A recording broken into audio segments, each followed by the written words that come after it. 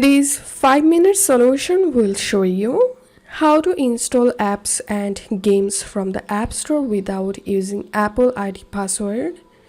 So if you're trying to download any app from App Store and it's asking you to put your Apple ID password, just follow these 2 steps to turn off asking password to download any apps on Apple Store.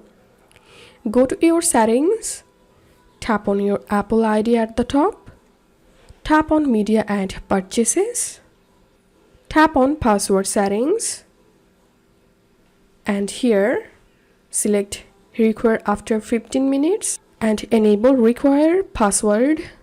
Tap on done, tap on back, scroll down, tap on face ID and passcode, enter here your passcode. Now set up your face ID here, then enable iTunes and App Store. Enter here your Apple ID password for last time. Tap on OK. Once done, close your App Store from recent and now again open App Store and now try to download an app. It's not asking to put my Apple ID password.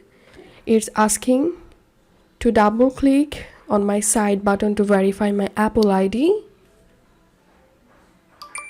So that's how we can install apps from the App Store without using Apple ID password. If you find this video helpful, don't forget to subscribe 5-minute solution. See you in the next video.